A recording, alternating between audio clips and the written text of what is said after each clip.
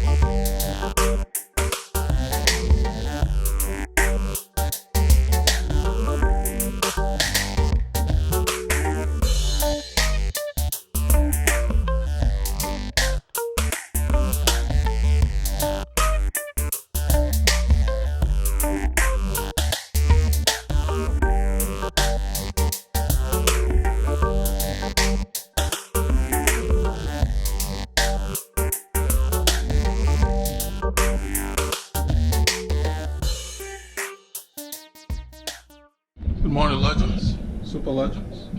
Rolling out. It's almost 7:30. I'm gonna roll out and meet Paul and Al. I'm gonna take some clips for you guys. Hope you have as much fun as we're gonna have. It's a nice morning here.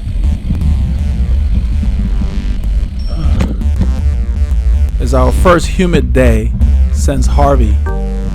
First 2 weeks after Harvey got here, it was very cool and dry. So we've been spoiled. And now the humidity is back.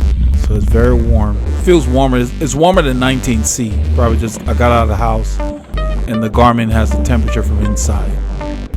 Because we're in the 70s. It's probably around 20, 22. Let's see.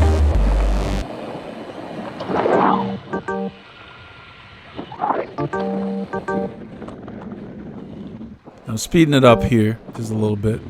I'm try using this in follow mode.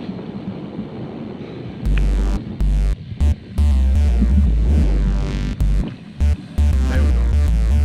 Seems like follow mode works best when you're doing selfies. The panning mode works best when you're filming. The follow mode stays with you.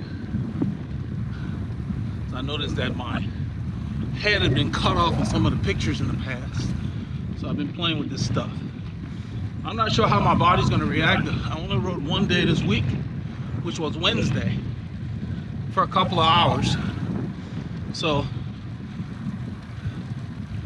we'll see how my body behaves. So those of you who noticed the echo, discovered a problem with this camera and the gimbal. This is why follow mode does not work when you're filming this way. If I put my hand in the drops, like so, the camera films the road, because it's following my hand. Follow mode works great when you turn it for a selfie. As I bent my hand, it went up. So it gets a better shot without cutting off my head in the picture. It frames you better. So, still learning. This gimbal is an excellent product. So follow mode works best when you're taking selfies, and pan mode is good when you're filming other people. 7:31. I was supposed to already be there. It's a couple of minutes down the road. Good morning. I don't want to see somebody. I think that's Alan. Yeah. Let's go this way. We gotta pick up Paul. We gotta pick up Paul. He just texted me this morning. How you doing? Man, I didn't get to ride at all this way. I rode on Wednesday, that was it. You didn't ride yesterday? No, I didn't have time. I was working on some, I have a client whose files were inundated with ransomware. Is Paul coming? Yes, Paul coming. He sent me a text this morning, yeah, 7:30, so that would be good. They had ransomware, somehow they got on their system. So I finally found a guy in Russia who had the fix, the decryptor tool. But it's a manual process. You gotta decrypt each file. Yeah. So, well, yeah, so but the biggest thing was at least I found it. As far as cleaning it off the system, that was easy. So I cleaned it off the system, so the software, the executable is gone. Now the effect of it is still behind us. It locks up and encrypts your data. So it couldn't function. So last night I found it, I called her and told her. She was all ecstatic. I said, yeah, but I need you to tell me which ones you need first. Because you got hundreds of files. You know, I can't do it in one night. But I want to go in there because it would just make her feel better. Just a small business. I didn't want her to spend money. We had something called Bitdefender, but they're writing new viruses every day. And no software can protect you against everything. The echo on the audio is an issue with the mics on this camera, the 3 mics, and the gimbal, which is a known problem. So I'm playing with the settings to resolve that over time. Let's ride up there. So we at least we'll warm up because he's riding here. Now we'll get our warm up. So we're trying to find Paul right now. Paul's riding to us. So Paul had a long night. I mean, he drove 3 hours one way to Waco. And so he got back kind of late, I think Friday night. And he had some other stuff to mess with around the house. So it was a crazy weekend for all of us. That's why he's running a little behind. But he sent me a text a little after 6 this morning. So we know he's coming. There he is. It's hard to see, but he's coming. We see him. So we want to go ahead and do a U-turn. Good morning, sir. How you doing? All right. I like that kid. Hey, our kid has been shipped. Oh, I asked you about that. It has been shipped. I got the tracking. Should be here 2-3 days. I will bring yours over to the shop, of course. Courier delivery service for the special people. What about you don't want to make any sounds or anything? You know, that's a good idea. I'm not giving gloves if you want. Yes, but I don't know if it's Santini. I think other people do that. I don't know if Santini does that. But we can look into that later, yeah. You're right. Because for the color scheme, black will work, white will work, orange, red. So we have a lot of choices. Yeah, Alan was talking about whether we want to do socks to go with the jersey, socks and gloves and all that. So I was thinking maybe later, but right now we'll start with the kit. And that's why I was mentioning those colors. That would work with the jersey as far as the socks. I don't know if Santini does socks, but when we're ready, we're going to see who does the best stuff. And we're going to go with lightweight socks and pick a color. That's going to be down the road. So right here, now we're into the warm-up. It's about almost 20 minutes into the ride. Paul rode at least 15 or 20 minutes to meet us. That's why we were riding to meet him, so that way we could get some kind of a warm-up. But, you know, with all of us being off the bike, my plan this ride was just to get some miles in, you know, and not really try to do anything spectacular.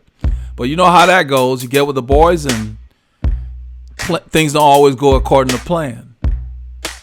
So Alan was sick 2 weeks ago. He and I rode last Sunday. because he's only available to ride on Sundays now because schedule changes. So Saturday is not convenient for him that much. So I didn't ride yesterday. Usually I ride Saturday and Sunday in the mornings. So it was good to hook up with the guys. Paul's usually working on Sunday, so he got the day off. He planned it that way. You can see Paul's jersey, how it sits up where the pockets are. The pockets are suspended.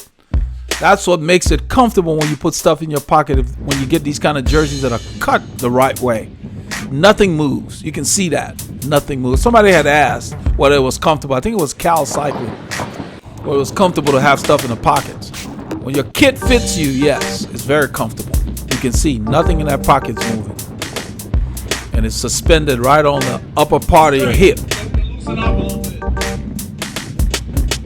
I'm letting him know we're going to go straight so we can get more of a warm-up before we hit the outer limits of the area. I don't know what you guys think, but I was thinking that we'll go through the woodlands and go to Tomball, join the old and the new routes. What do you think? Okay. Huh? Yeah, no, we'll just go like what you and I did last week, but we'll go to Tomball instead of going straight.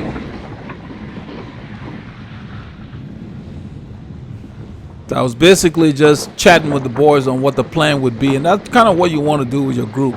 Don't be too rigid. Get everybody's input. Paul's asking for the camera here. Okay. After the stop sign.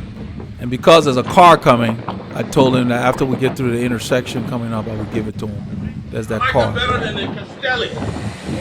Here. No, straight. So there's a car turning left. Turning, careful. So we stop, then he waves us through. And most of them do that. So that was cool. So I thanked him. I handed the camera here to Paul, right there. And I just rolled through. So the gimbal works great, but apparently with the Hero 5 black camera with those 3 microphones, there's some interference in those microphones and they create an echo. Hadn't really experienced it before, so I changed the setting to where it's on manual instead of the automatic selection of stereo versus sound deafening that they have out of the box. So I have it on manual to just block the wind, and that should take care of the problem. So maybe it was just a matter of the orientation of it this morning. We'll see. I'm getting something to eat, and what I want to point out here is, if you notice, my speed actually went up. We're at 30 kilometers an hour, which is about 18 and a half, 19. And I'm eating and just riding, and that's what you should be able to do. You have to practice that. You should be able to keep riding and reach for stuff in your pocket and be comfortable. Now watch in this turn here. I stick my knee out. Right here I froze it so you guys would know. I'm putting pressure on the outside pedal, the straight leg. I put pressure on it so I only turn in that lane. When you put weight on the outside leg and point your knee, it keeps the bike more upright. It gives you more stability. So you guys can try that the next time you're cornering. I mean, within reason, the laws of physics still apply. If you're carrying too much speed, then you need a wider line. So, but you got to put weight on that leg. Don't just keep it straight for no reason. Put weight on it. It will straighten up the bike more. And you'll be able to carry more speed without leaning the bike over too much. Somebody had come to the channel visiting because he was not a subscriber, and he wrote like a paragraph, and instead of asking what he saw on the last ride, he was treating it like a discussion. And the way I am is I don't like to discuss things with people when they're coming from a standpoint of acting like they know something they don't know, instead of just saying, why do you do that? He had said that he observed I was spending a lot of time on the tops like you see here, and he said, why are you spending a lot of time on the tops? The only time I've seen that are in very inexperienced riders or riders that don't have a good fit. And I just started to laugh because it was like, that just showed his inexperience. His comments told me clearly that all he should have done was ask, why are you spending time on the tops? So I did not reply to his comment. I decided I would address it in the group ride. I'm on the tops because the guy behind me is carrying a gimbal and a camera that weighs about a pound. and we're just starting the ride. So I'm on the tops to give him a great draft. We're not racing here, and speed is not that critical. When speed matters, I get lower, whether I'm on the hoods or when I make my arms parallel, because that was some of the stuff he was mentioning. There is no rule as to how long you should stay in any one position. I ride here. Well, you see, this is where I ride most of the time, especially solo, because I want the ride to be more challenging. In this position, I'm not in my most aerodynamic position. I'm working harder. It's also very comfortable. I can breathe easier. And in one of his comments, well, yeah, he's only seeing that when people are climbing. Yeah, that's fine. Climbing, aerodynamic is not an issue. But on the flat, I'm giving my riding partner a great draft right now. If it were a race, I would be in the drops and I would be low. But we're just riding together, so that's why I stay up there. It's more comfortable, and I see better, I breathe better, and it makes it more challenging for me. So this way, I use more watts or more effort to do 28 kilometers an hour, and then I don't feel like the ride was too easy. So all of us get our workout. So if I'm riding with somebody who's not as fit or as strong, I can get a workout, and they can get a workout being in the draft by me sitting up there. That's why I spend more time up there. But really, on the hoods there like that, very comfortable. If you notice, my body is in the same position. I could bend my elbows and get aero, but there's no reason to do it right now. We're just warming up. It's not that hard, you know. And so that was the answer for the comment that he made. We got people walking dogs here, so I moved across the road. I want to give that dog plenty of room. And he's looking at me like I owe him money.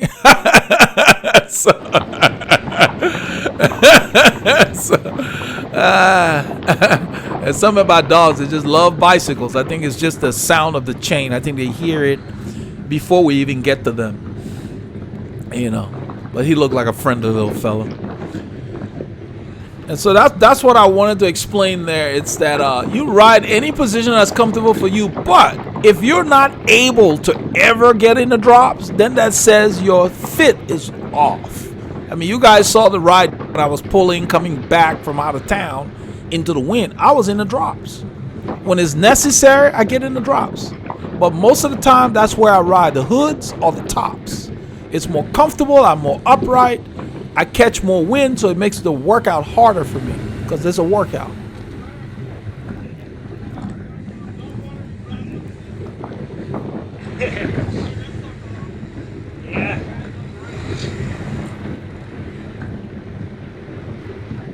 So you guys can hear the wind. I've kind of dropped the volume in post-production here, making sure that you don't get too much wind noise. But Alan made a comment that when we stopped, the flags were limp and everything, but once we were moving, there was a lot of wind. It was just something, but that means that it's below probably 10 miles per hour or something like that, you know, or 16 kilometers an hour. It's below that. So when it's not significant, yeah, you don't have the flags or the trees moving, but once you're moving on the bike, you feel it. So right now what I'm doing is I haven't ridden since Wednesday before this Sunday ride. So my goal today was to get a good workout, not beat myself up, and see how my body would respond. Like right now, my heart rate is saying 154. That's like zone 3. But my legs feel like we're in zone 2. But I think it's a combination of the humidity because it's very warm this morning. It says 19C, but I don't know. I guess it could be 19C, but it felt like 22. It was a very humid morning.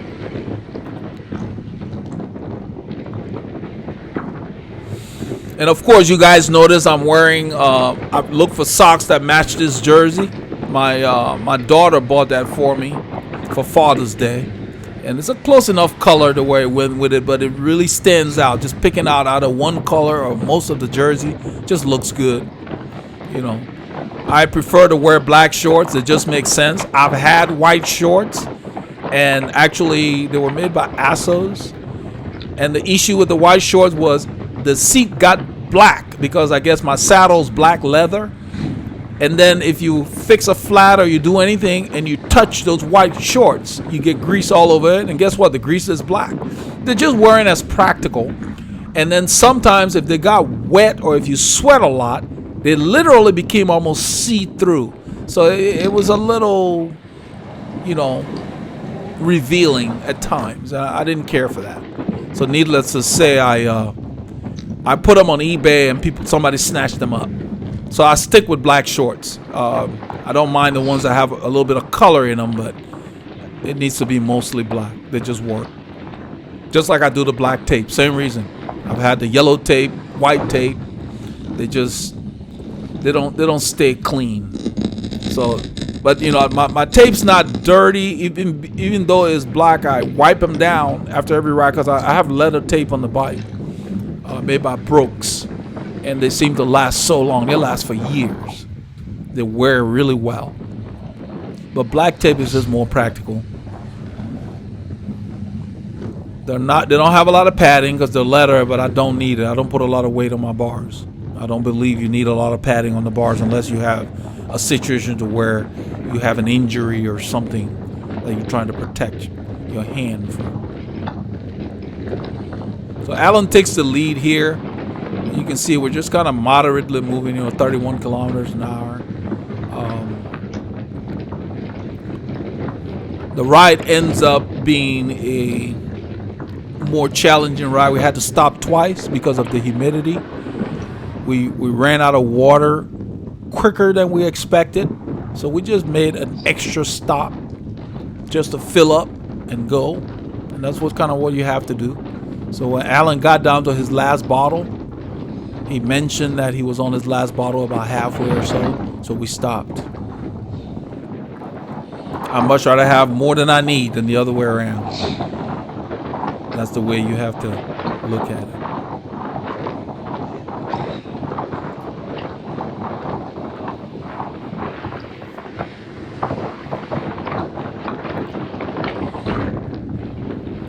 So now Alan's pulling up here, and I didn't really expect him to do a lot of pulling because, he was not well for like 2 weeks. And then last week was his first ride back. But he said he went to the gym sometime this week.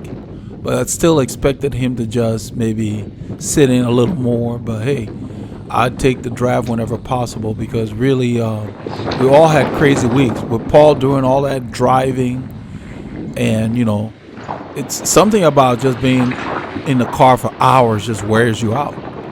And, I figured he wouldn't be 100% necessarily, but he needed to get out too because we all had a crazy busy week, so we were off our normal schedules. And so I'm just sitting in the draft here and only pedaling when I absolutely have to. Whenever possible, I roll a little to the left or right to catch a little bit of wind because you kind of get sucked along depending on the conditions.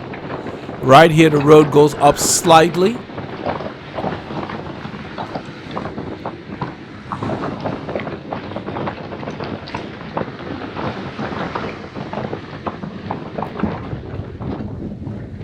So we're riding right around 20 miles an hour. 32 kilometers an hour is about 20. It's a beautiful morning. It's just a bit warmer than the last couple of weeks. After that storm came through, we had a nice dry front. That's probably what blew it out of the area. That's the gimbal rattling on Paul's handlebar. And I'm kind of surprised that it's actually staying that stable because if we didn't have that, when it rattled like that, the picture would be jumping all over the place.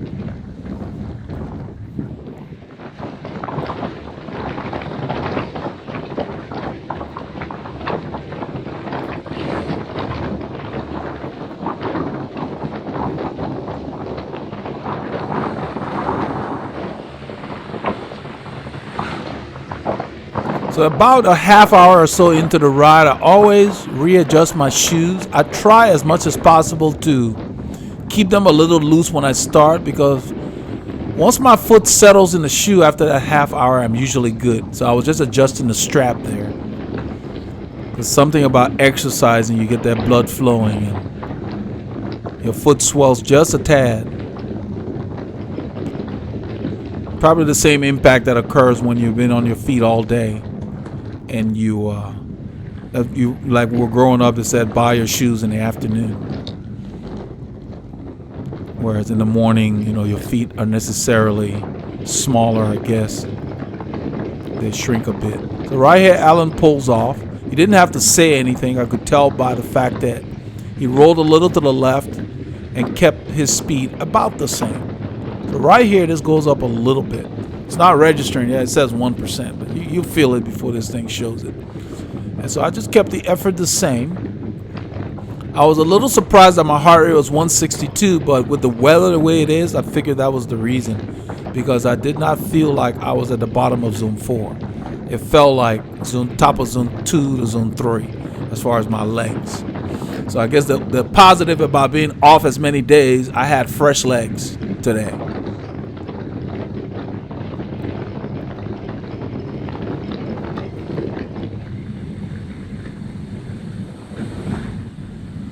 The tongue in this shoe was twisted, so I straightened it out here. Lights red.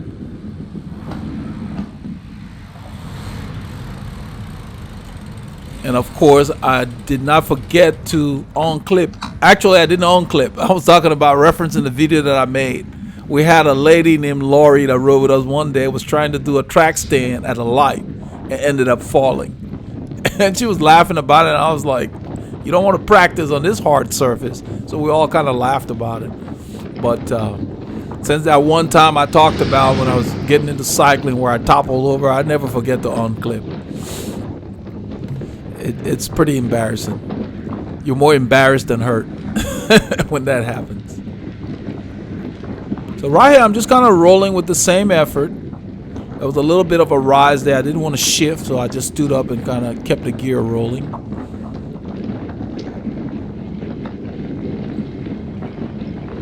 There's a rock or something that I'm pointing at. Something, I think it was like a brake. The brake part of the brake cylinder from a car, but it was significant enough that you don't want people to hit that with a bicycle tire. That's why I pointed at it as long as I did. So at this point in the ride, I'm kind of getting into a rhythm here. I'm nicely warmed up. It's about 40 minutes. It helps that it's a warm day, because that helps me warm up. In the winter, I need like maybe 45 minutes or so, close to an hour to feel warmed up. And I'm getting into a groove here, so feeling pretty good. My legs feel strong, and I decided I would just keep my cadence reasonably high, as far as mid 80s to mid 90s thereabout, to more like a cruising kind of cadence range. And we had not discussed the distance, but I had mentioned to the guys we were going to go through Tomball, and that's about 80 kilometers overall, so 50 miles. Usually it takes us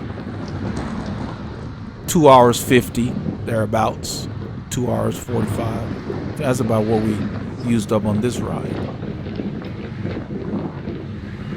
So we're coming up on the fire station on the right here. The road goes up just slightly. The fire station right here, that's what this signal is for. It's always green unless the fire engine's active. And so I'm just keeping the effort the same. For me, I feel like I'm in zone 3, but my heart rate's same, bottom of zone 4. And we're about 34 kilometers an hour right now.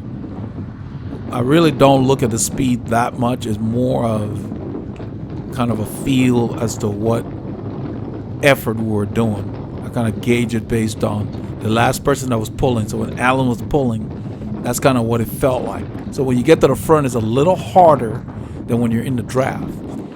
So I try to hold the same effort because I know I'm going to be working harder since I'm not in the draft. But this allows everybody to adjust and just to the fact that you're all doing a steady speed, especially this early in the ride, and there's only 3 of us.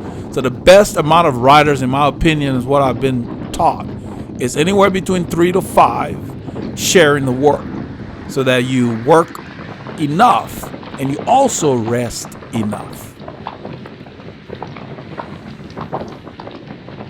So most of the time, since Paul's got the camera, you know, you spend a lot of energy trying to focus on getting the right shots and so forth. And so a lot of times, the two of us, Alan and I, spend a lot of time rotating, and every now and then Paul will come to the front. And a lot of the pulls that Paul did, the camera was off. So that was another reason you're not going to see him too much at the front.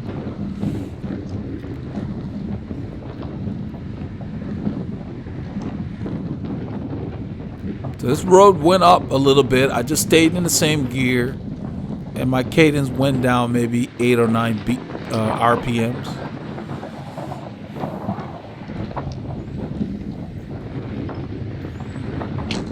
This pavement has a crack in the middle, and it's not exactly the best thing for a bicycle tire. So we make sure we go across it, not alongside it. We're turning left here on Flint Ridge. We've just hit the outskirts of the woodlands.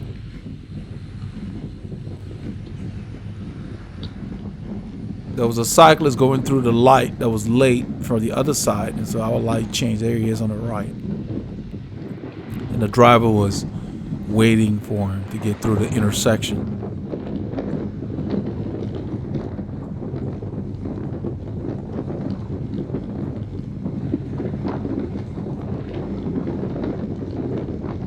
So because it's warm, I've been drinking more than normal, because I usually drink before I leave the house, in addition to bringing 2 full bottles.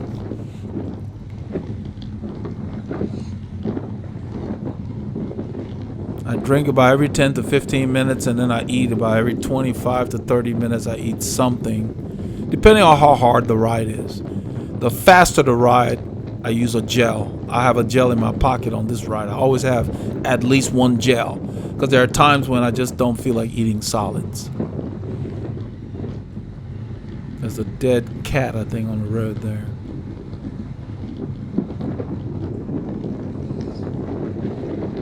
So now this part of the road is a bit of a descent, just slight. You know, they're all rollers, so you go from 0% and it'll say -0, but it's a slight descent, nothing significant.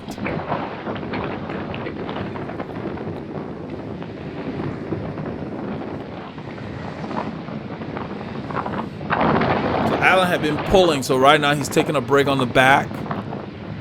And shortly, after a little while, I think after we crest a couple, maybe the next 2 climbs, I think he comes back to the front.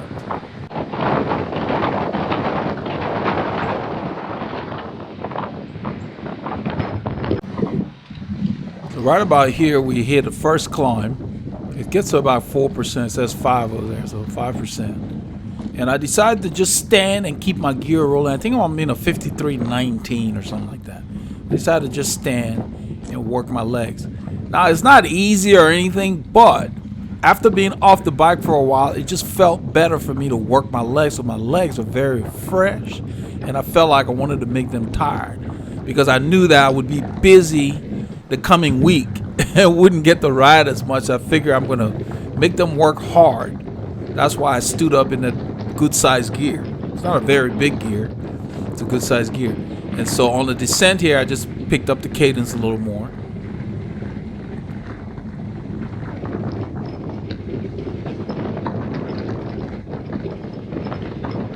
The key is to just make sure you're in a gear that you can handle.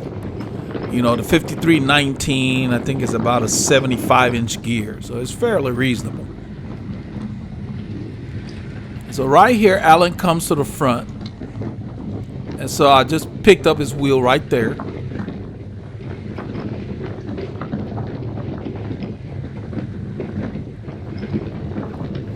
Just slipped in behind him, and I'm moving to the left, because we're going downhill now, and you get kind of sucked along. So you see I move to the left there to catch a little bit of wind. Once the wind slows me down, I get back behind him instead of using my brakes. That way I don't lose any momentum, and I use no energy to slow down. You let the wind slow you down.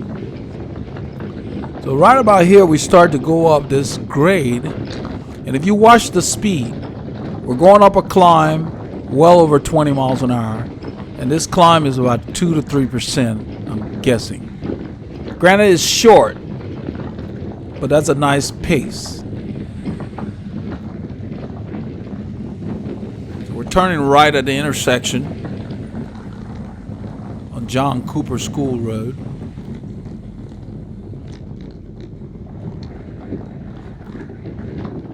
This is a private middle school on the right here.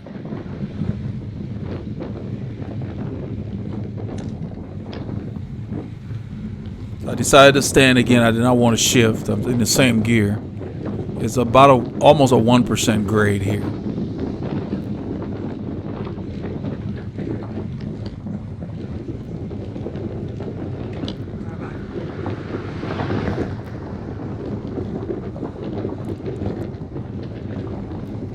All I was doing was keeping my rhythm going, that's all.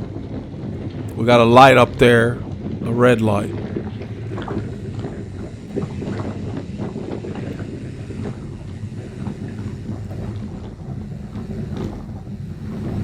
So since there are no cars behind us, I roll over and I push the little pedestrian button, which forces the light to go through the regular cycle. Because it has a tendency sometimes to not change if they're just bicycles instead of an automobile. You see those little cuts in the pavement? That's where the sensors are. But, you know, the bicycle does not have enough metal, and then most of the guys have carbon bikes anyway. So always push that button and wait. Well, we've been lucky for the last week or so. But what Paul was talking about was the last week or so has been nice. We're talking about the humidity. It's very sticky. So we resume, and Alan continues to pull here. I'm sitting on the back. I got the camera from Paul at the last intersection, so I'm filming here. I did some editing on here because we rode quite a ways. I mean, this ride was just non-stop except to refill our bottles. We didn't loiter much. We stayed mostly between 32 and 35 kilometers an hour. There were a few stretches where we went harder. I think overall our average was almost maybe 29K. We're trying to, I thought we could make this light, and it changed. It was too late. Yeah, it's a good decision. Let's go. It's us. That guy never moved. There was a car on the other side that never took the green and went from the other direction. That's what usually happens to us on the bike. I think he was just paying attention to something else.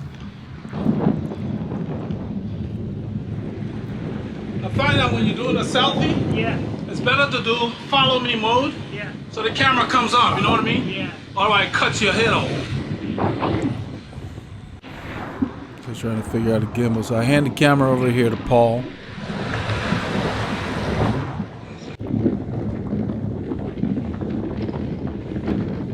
I get to the front, and I'm in a good size gear, probably a 19 or a 53-18.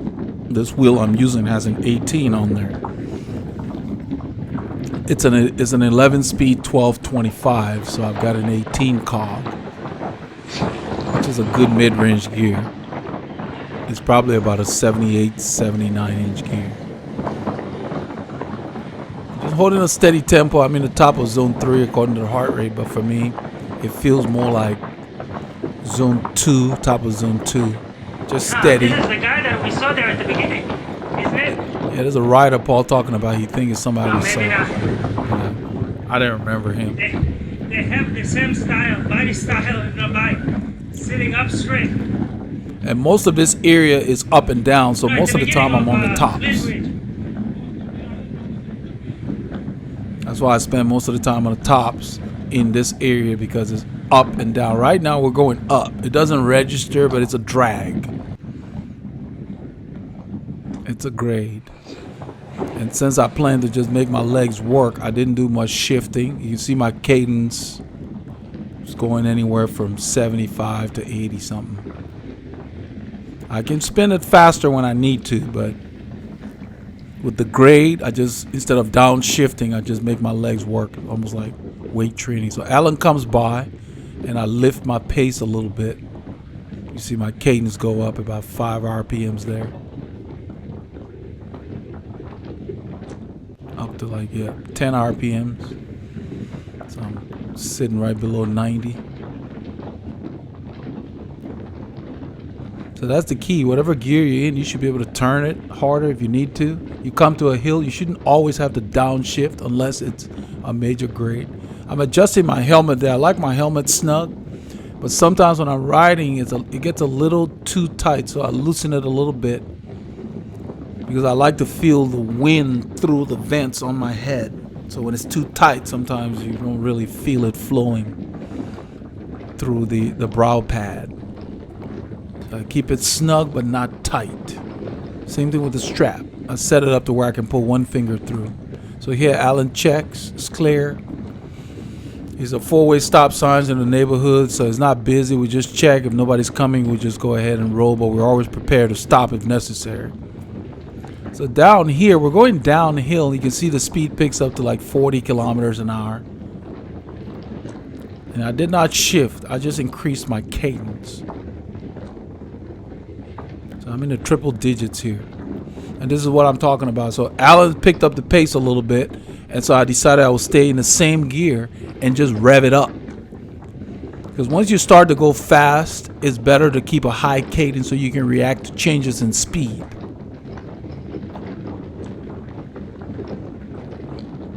Your heart rate goes up a little bit, but if your condition is not an issue. At the stop sign, you see I pulled away from Alan. I pulled over.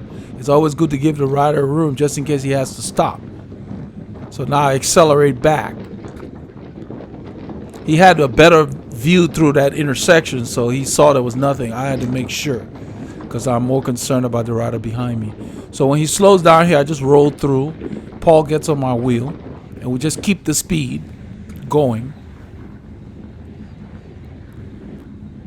Even if you're feeling a little tired, it's always good to just keep your legs rolling.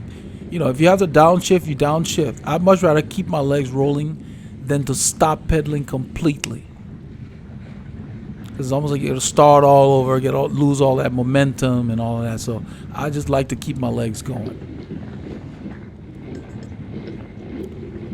So at this point, I'm holding the speed just steady, the effort steady.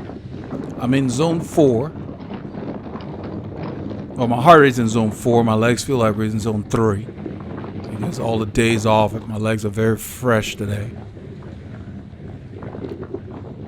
So the road here starts to go up and to the right just a little bit. I don't think it gets more than 1%. Yeah, it says 1% there and it kicks back. But this whole place is a grade. So right now I'm just on the same gear and just working the gear. This is why I talk about a fit. If you notice, the whole time I've been riding, what I'm spinning, I'm pointing to a hole on the road and letting them know the suggested direction to go in. But when I'm spinning at a higher cadence or spinning at 75, I don't move around on my saddle. I'm in the same position regardless of my cadence. I mean, everybody's different, but I find that for me, I have no reason to move around. So I sit in the same spot, whether I'm climbing, going fast at a high cadence, or steady, same position on the saddle. And I think once you're dialed in, you should not need to move around. I think moving around says you don't like where you're sitting.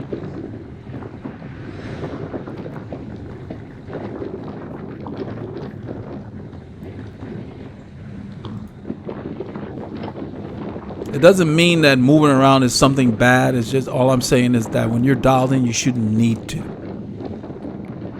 I've never been one of those riders that needed to move around.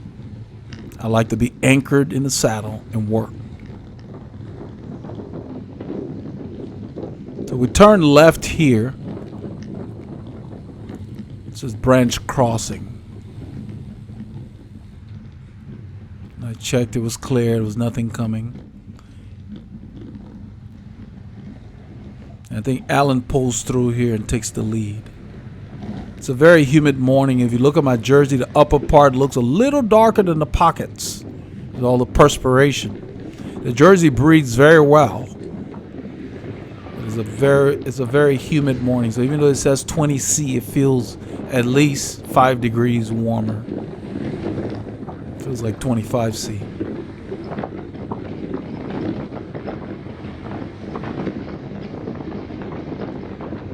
So this is a slight downhill.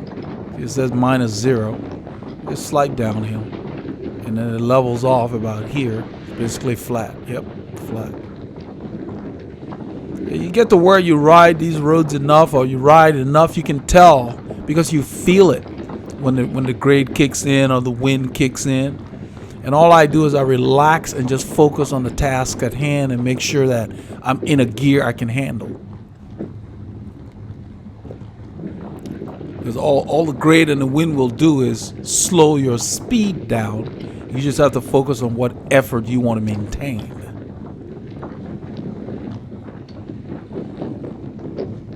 So we're doing about 35 kilometers, 36. So Alan slows down, so I pull around him. We have a right turn coming up. I just wanted to keep my momentum there. Just pull around, and this road here on this turn, as soon as you turn, there's a grade. So I look back to see where they were. Every time you go around a turn when you're riding in a group, there are going to be some gaps. So it's always good to back off the power slightly and let people close up a little bit. You don't have to stop. You kind of soft pedal a few strokes, let people get back up, and then you resume. So that's what I was doing. I look back to see, and you can see it's a 1%. It said 1%, but it says 0 down. No way it's 0. This is going up. So it might be less than 1%. So there you go. It says 1 again. This is going up this whole part here. And all I'm doing is keeping my cadence up and staying on top of that gear. I think I'm in a 53.19 or something like that. 19 or 18. It's not a small gear. It's a reasonable size gear, like a average gear. It's about 75, 78 gear inches. So the climb ends about here, flattens out a little bit. And by then I'm feeling pretty good. So I decide I'm just gonna keep the pace going till somebody comes to the front to relieve me. And that's the key. I mean, I know how we are guys, you get to the front and, ego takes over. If I'm pulling at the front, I'm feeling good. If I'm not feeling good, I'm only going to pull through or pull for a short while and roll back in the draft. So I hadn't ridden much since Wednesday. I hadn't ridden, so my legs were very, very fresh. The thing with taking off a lot of time off the bike, for me anyway, my aerobic system almost forgets what it needs to do. It takes like an hour or so into the ride for my body to feel like, okay, now it knows what to do as far as my oxygen system. My legs don't forget, but you need your oxygen system to get oxygen into the muscles and so forth. So everybody kind of works together. So for the most part, taking off a lot of days just throws off that equilibrium between your oxygen system and your legs. That's been my experience. That's why I like to ride consistently, because then you don't need much of a warm-up and everything is just automatic. So at this point in the ride, I'm feeling really good, so I just sit up there and I continue to pedal and just keep the pace reasonable. So we're doing about 21, 20, between 20 and 21, thereabouts. And this road goes up a little bit, not up to 1%, but it's a slight grade, it curves to the left, and we've got wind in our face because we're headed somewhat southwest. That's where we're headed.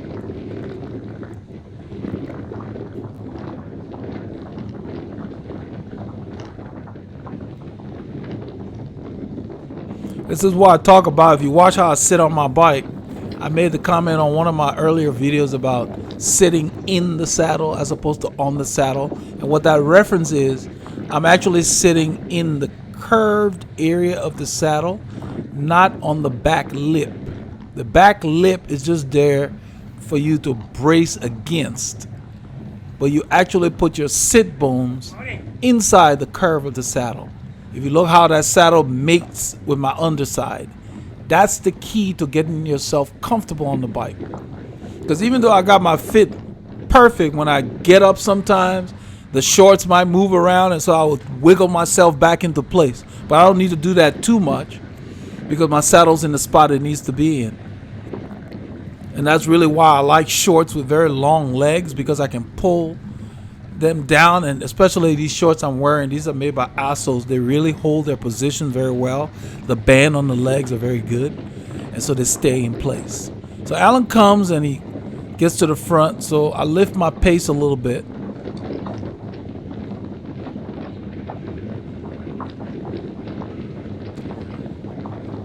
And I think he's going to pick up the speed here somewhere, because we're still doing 33, 34 kilometers an hour.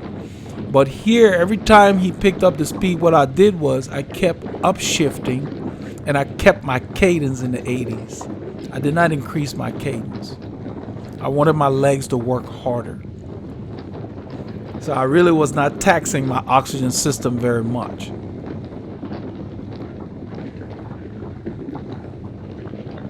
You see, we're moving at a good clip here. Some of the guys that were passing, like that guy, looked like he was just kind of out hanging out. But there's another guy here riding. I want you guys to take a note of his cadence. We're coming up on him, the white shirt there. I mean, his legs are barely moving around. And this is a grade and into the wind. So it just ruins the experience when you ride like that. Because you feel like you, look at his legs. Look at his legs. He's barely moving his legs. And it just makes it hard on your body. It's hard on your joints and everything. So I would guess he's riding around 50 or less RPM, something like that. So, you know, that's something to avoid. You want to keep your cadence to where you got some kind of momentum. There are no specific numbers for everybody, but you want to feel like you're doing something with that gear that you're in, whatever gear it may be. So Alan picked up the pace. See, we're at 39 kilometers an hour. It's just a little downhill, but I think it's just flat. I don't know why that -0 didn't mean much in this area. So all I did was I kept my gears high and my cadence in the 80s. I did not change my rhythm at all. As a result, my heart rate actually dropped. So you see right there, I just pulled around him when he slowed down. My heart rate dropped about 5 beats. It was like 170, now it's like 165. So the light is red here, so I'm slowing down for it. And I unclip, and then it changes. I'm looking down, I didn't see it. So Alan said no brakes, and I just smiled. So by the time I clipped back in, they had a bit of a gap on me.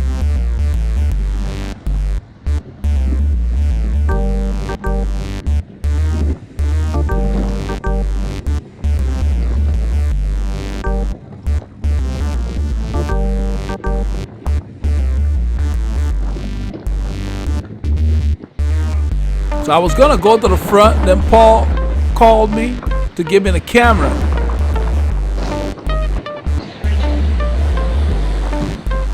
So I took the camera from Paul, and then he rolled to the front, and I just slipped in behind Alan.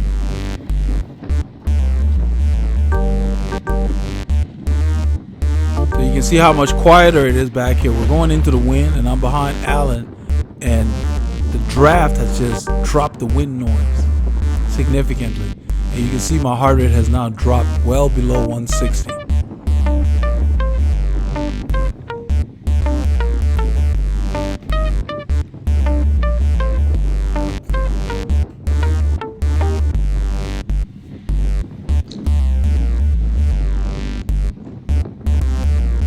So we're moving along about 34, 35 kilometers an hour.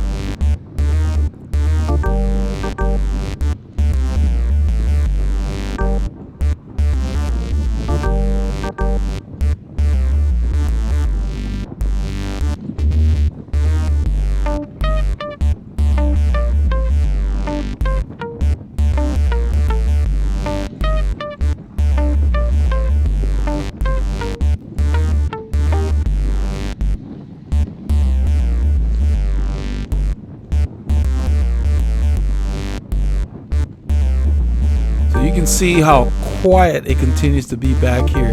And look, my heart rate now is getting close to 150. It just continued to drop. So Paul's asking where we're headed. I told him we're going to turn at this intersection and head west. We're heading south right now. We're going to head west. You can see on the overlay, the course, the arrow changed to 253 degrees, 257. So at about 270, you're heading directly west, right there. 271. So we're heading northwesterly because we passed 270.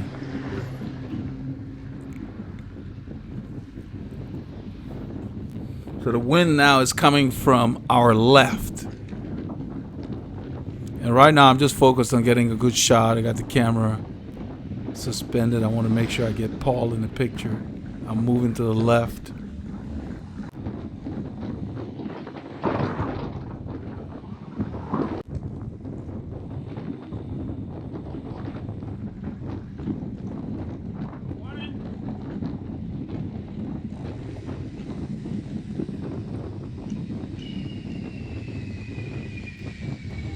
So Paul gives us the go-ahead at this stop sign, and we just rolled through like a group.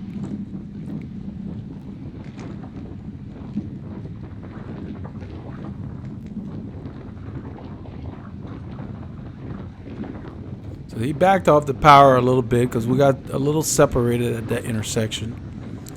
So I think I just rolled past here. Yeah, I just rolled past. Turn the camera on him there.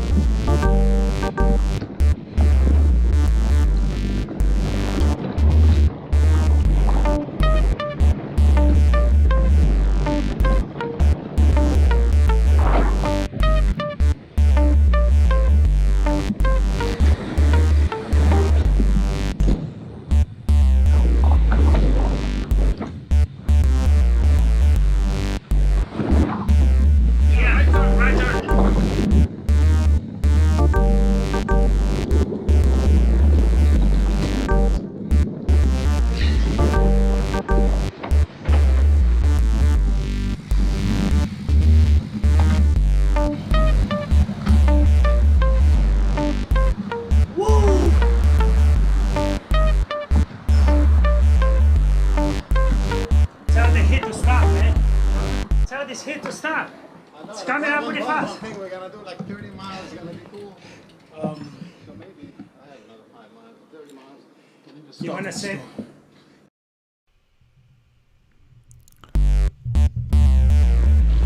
So after our stop to refill our bottles, Alan's taking us on Dobbins Road south.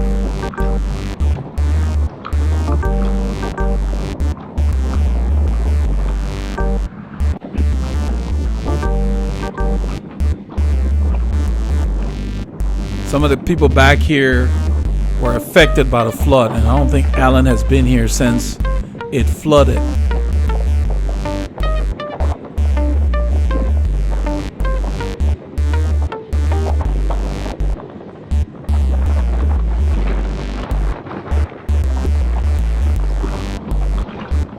So you can see all the debris on the side of the road.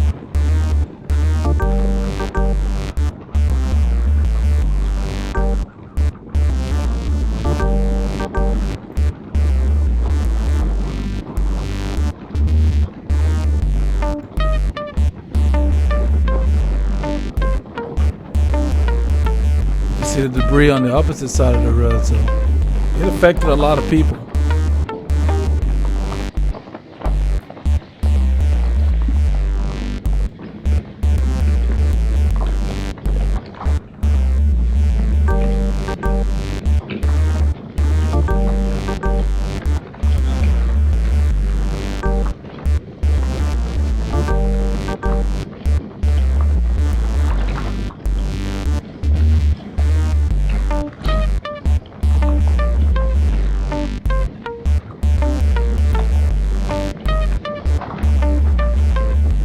So at this point in the ride,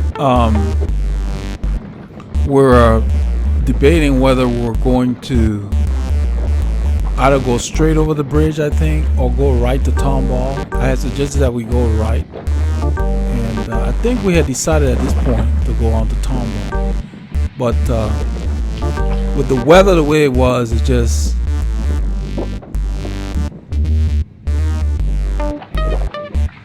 had us wondering if we should go straight. So in a short while, we discussed it again and decided we were going to go to Tomball.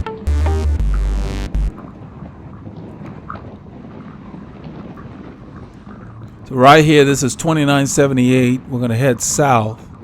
It's a major farm to market road.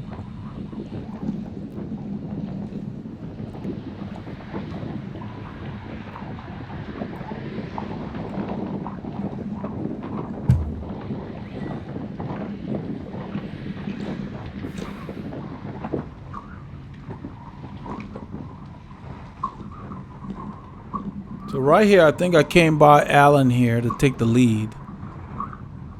Give him a break. He's been sitting up there for a while.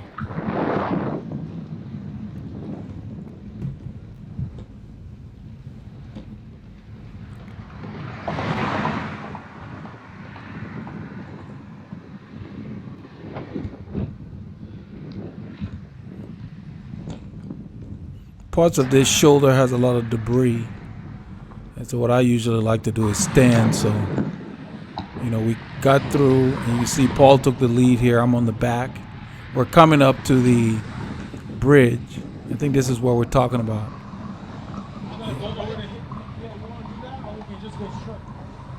This is what we're talking about, whether we're just going to go straight or go to Tomball. Tomball is west of here.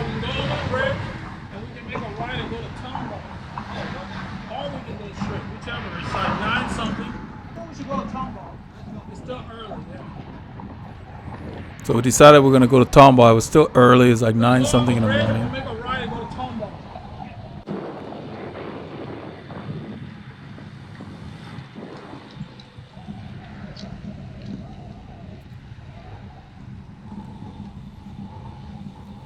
This is the area where a few weeks back Paul had a flat at the base of that overpass, which is one of the longer climbs we have in the area.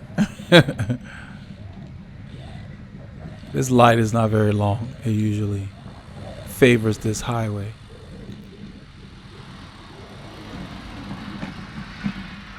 I'm recording this stuff in 2.7K, and the detail. I don't know if you saw the last ride. I saw one. Man, the detail, it's like a movie. Yeah. Yeah, it's shot over there where we stopped. That's where we repaired the flat. That gas station where we stopped. That's where we repaired the flat. Yeah, 2.7K, it's very clear. It's a good compromise. If I try to do 4K, it fills up the memory card like that. And 2.7K is just as good. And then with that, you can even bring it down to 1080p.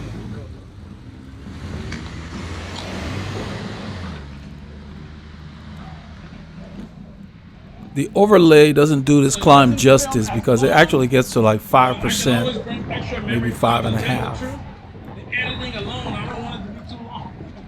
It's a long overpass, and this is the steepest direction. Coming from the other direction is not that steep. A lot of the guys wanted to see stuff when climbing. That's why I like to film when we're climbing and talk about the different styles. They built this to go over the train tracks so traffic would not be delayed by the train. I've been away from for a while, coming back. As it got busier out here, there was a need for this.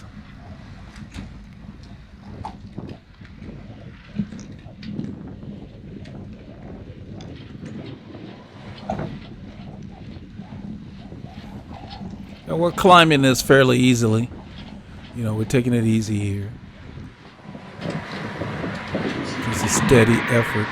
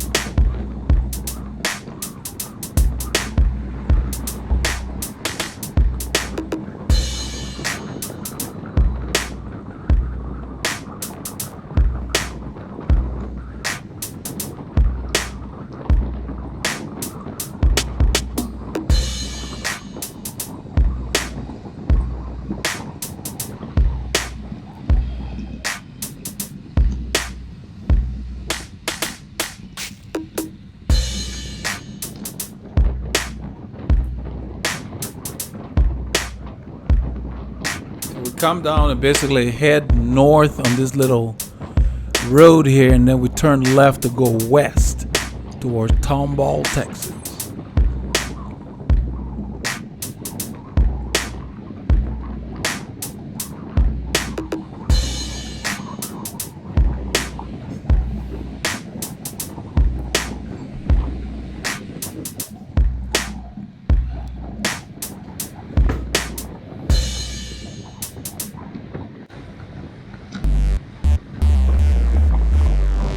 So Paul grabbed the camera from me, and I decided I'm gonna go ahead and just pull the group for a while.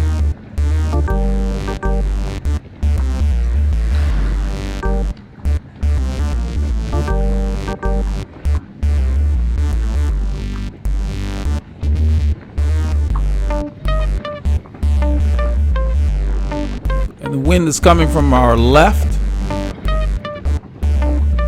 and in our face slightly, but mostly from the left. It's from the south. So right here we turn into the wind.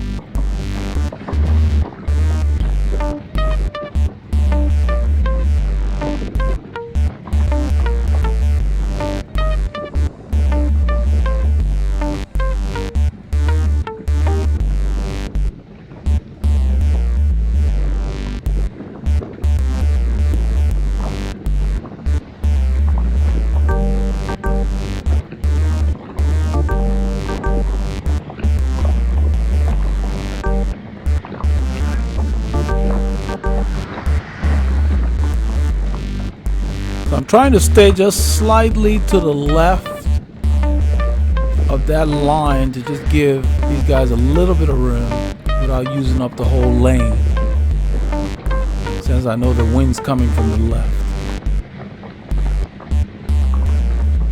Trying to use the right half of this lane here.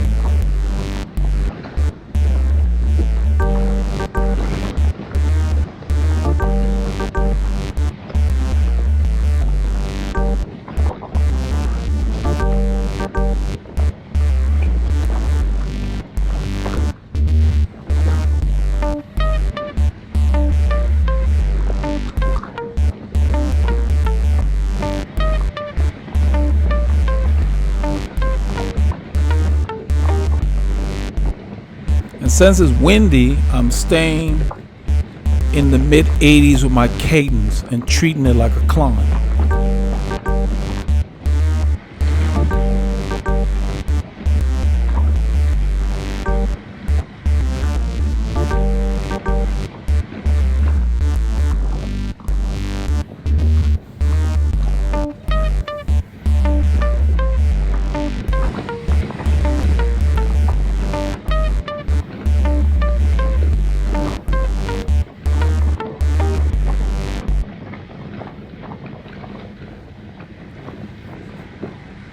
And you guys can see that Alan was in the drops for a while. Now he's back on the hoods. So you pretty much get to use every part of the bar. There are like 6 positions that you can use on the bar. And, you know, whatever works for you is what you use. And by moving your positions around, you know, changing your hands and so forth, it just relieves your muscles in different ways, instead of being stuck in one position.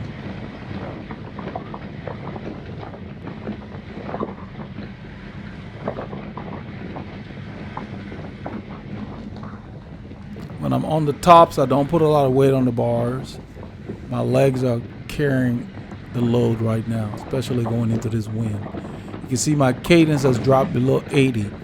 This is a slight grade, and with that wind, this road's always tough going west. It's called Zion Road. It's always tough. It's a steady drag for several miles. And it's very deceiving. You think it's flat, but it doesn't feel flat.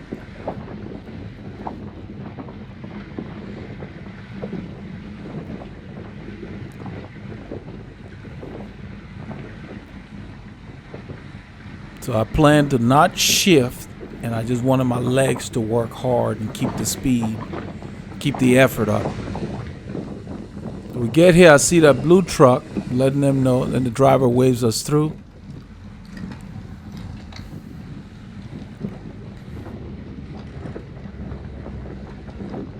There was a lady driving, and she just signaled that we should go. She spotted us, so we didn't need to stop.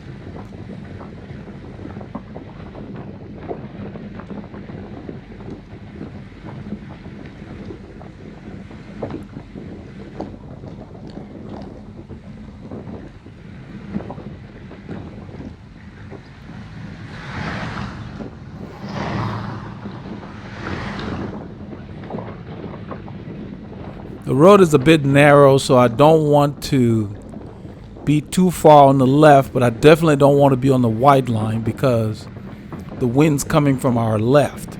So this gives the guys behind just a little bit of room to where they can at least stay a little to my right. So I'm trying my best to just stay in that first little quadrant of the lane near the little crown there. There's a hole here. That was a significant pothole, and that's why I kept my hand out for that long. I wanted to make sure everybody avoided it. You don't want to hit something like that. It can cause you to fall, or it can ruin your wheel, or do both. So you definitely want to call those out. Any kind of big rocks or bricks or 2x4s, anything that will bother the bike if somebody rolled over it, you want to point to it.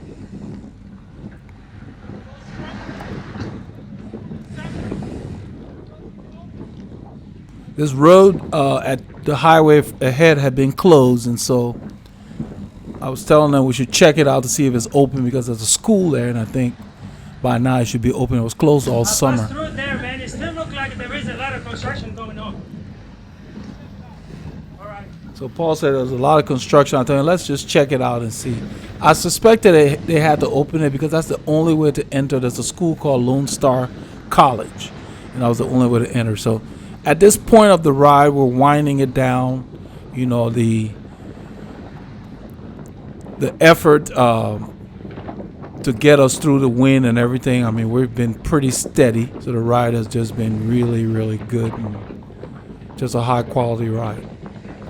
So at this point, our memory card was getting full too.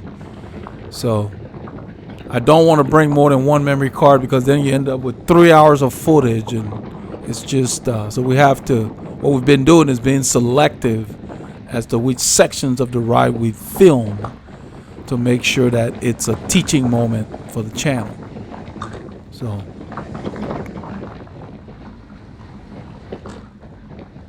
So this stretch here is slightly downhill to flat, so you know the speed picks up. The effort's the same. I was riding about 170 into the wind back there, so it's about the same, but because of the terrain, we're going slightly faster. So I get in the drops because the wind is blowing from the left.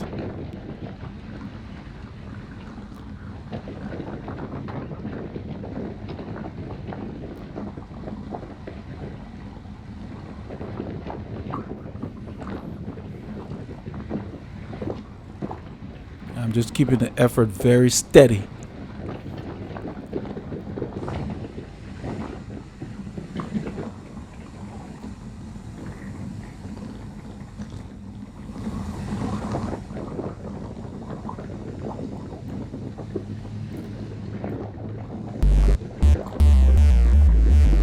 This is pretty much what we did on Sunday, guys.